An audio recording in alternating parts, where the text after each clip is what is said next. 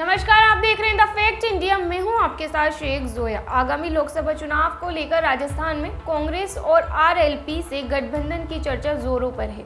बताया जा रहा है कि कांग्रेस नागौर सीट बेनीवाल के लिए छोड़ सकती है। हालांकि पार्टी की तरफ से कोई भी आधिकारिक बयान सामने नहीं आया है, लेकिन मंगलवार को दिल्ली में कांग्रेस स्क्रीनिंग कमेटी की बैठक में मंथन होने की बात कही जा रही है। चर्चा है कि हनुमान बेनीवाल के धुर विरोधी कांग्रेस के वरिष्ठ नेता हरीश चौधरी ने गठबंधन का विरोध किया है। हरीश चौधरी ने मंगलवार को यहां राज्य के वरिष्ठ नेताओं की मौजूदगी में पार्टी की चयन समिति की बैठक के दौरान गठबंधन पर अपना विरोध व्यक्त किया है। वहीं राज्य के कांग्रेस के कुछ अन्य वरिष्ठ नेता भी बेनीवाल की आरएलपी के साथ संभावित गठबंधन के खिलाफ है। उन्होंने कांग्रेस के प्रति बेनीवाल के पिछले विरोध और पार्टी के शीर्ष नेतृत्व के खिलाफ उनकी टिप्पणियों का हवाला दिया है। माना जा रहा है कि अगर गठबंधन हुआ तो नागौर लोकसभा सीट बेनीवाल के खाते में जाने की पूरी संभावना है। वहीं राजस्थान में बीजेपी मिशन 25 के संकल्प के साथ काम कर रही। राजस्थान में सबसे पहले बीजेपी ने 15 सीटों पर अपने प्रत्याशियों के नामों की घोषणा कर चुकी है। 10 सीटों पर ऐलान होना अभी बाकी है, जिनमें से नागौर की सीट पर ज्योति मिर्धा को मैदान में उतारा गया है। आगे बढ़ने से पहले सुन लीजिए ज्योति मिर्धा का लोकसभा चुनाव टिकट मिलने पर क्या कहना है। देखिए, माहौल तो आप देख ही रहे हैं, लोगों में काफी जोश है। मुझे लगता है कि ये जो जिम्मेदारी है बहुत अहम जिम्मेदारी है, टिकट से ज्यादा बड़ी बात। टिकट तो देखिए सब लोग अंदेशा लगा रहे थे कि शायद पार्टी में लिया है तो कहीं ना कहीं से चुनाव तो लड़वाएंगे वाली बात थी, शुरू से ऐसा आकलन था। लेकिन उपाध्यक्ष की जो जिम्मेदारी दी है वो बीजेपी में कोई संगठन के अंदर कोई बड़ा पद आदमी को नया आए और उसके बाद में मिल जाए, ऐसा होता नहीं। मैं बहुत बहुत आभार व्यक्त करना चाहूंगी हमारे जो शीर्ष नेतृत्व है, चाहे वो स्टेट का हो चाहे सेंटर का हो, उन्होंने जिम्मेदारी दी है उसको बहुत अच्छे से निभाने का प्रयास करेंगे हम। मैडम, विधानसभा चुनाव के दौरान तो छोटे मोटे गैप रहते या कोई परिस्थितियां रही होगी, तो ऐसा लोकसभा में नहीं हो, इसके लिए क्या रहेगी स्थिति? देखिए, समीकरण बहुत चेंज हो जाते हैं। विधानसभा के अंदर अलग लोकल मैटर होता है, जो बहुत इश्यूज होते हैं जो मैटर करते हैं, लेकिन जो लोकसभा का चुनाव होता है बड़ा चुनाव होता है।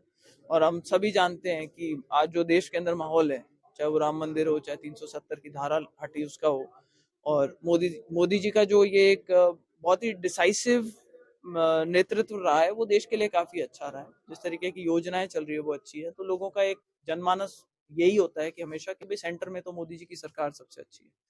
तो मुझे लगता है कि कोई कंपटीशन ही नहीं है मोदी जी के उसको लेकर के। तो जनरली ये हवा के चुनाव होते हैं भारतीय जनता पार्टी के पक्ष में। मुझे पूरा विश्वास है कि बड़ा चुनाव अलग तरीके से लड़ा जाएगा, समीकरण अलग होंगे और हम जीतेंगे। लोकसभा में कोई लोकल मुद्दा या कोई लोकल एजेंडा रहेगा या जो देशव्यापी मुद्दा है उसी पे सारा कुछ प्रचार रहेगा?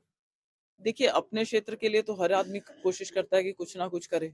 जब पहले भी प्रतिनिधित्व करा था तो हमने जो सबसे बड़ी समस्या थी पानी की थी, तो नहर लाने का प्रयास किया था।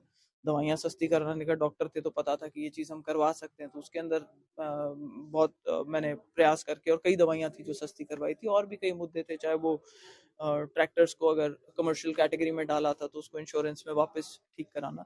तो जब आप एक सही जगह पर बैठे हुए होते हो, पार्लियामेंट में बैठते हो, तो ऐसी कई चीजें कर सकते हो जिससे बहुत सारे लोगों का फायदा हो सकता है। तो एक जागरूक प्रतिनिधि अगर आपका कहीं पहुंचता है पार्लियामेंट में, तो वो अच्छे मुद्दे कई उठा सकता है, और अपने क्षेत्र के लिए तो सभी अच्छा प्रयास करते हैं। मैडम, एक बीजेपी में भी चर्चा, अभी आपने अपने भाषण में भी कहा कि कोई फसल हो तो बाद में निकाल ले, क्या कुछ आपको ऐसा लग रहा है क्योंकि आप भाजपा को एकजुट करने की बात कर रहे हैं? देखिए, अब मेरा दायित्व डबल है, सिर्फ चुनाव लड़ने का दायित्व नहीं है, अब मैं पार्टी का भी एक हिस्सा हूँ।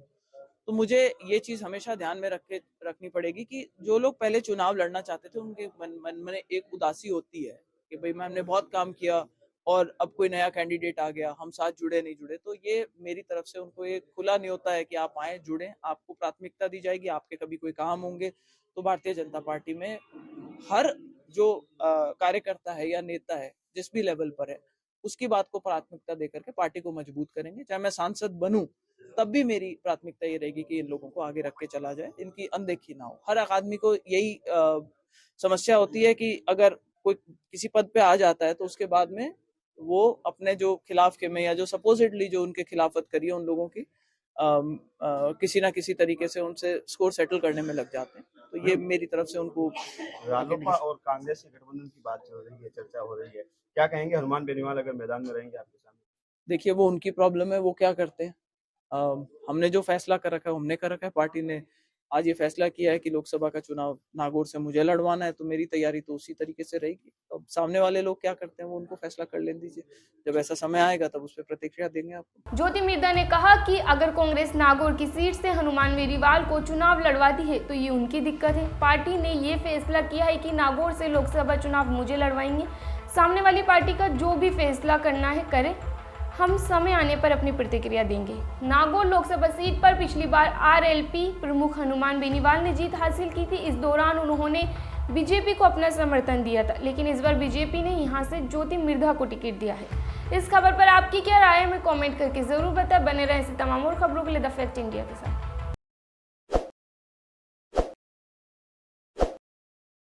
ताज़ा खबरों के लिए विजिट करें द फैक्ट इंडिया की वेबसाइट और डाउनलोड करें द फैक्ट इंडिया ऐप।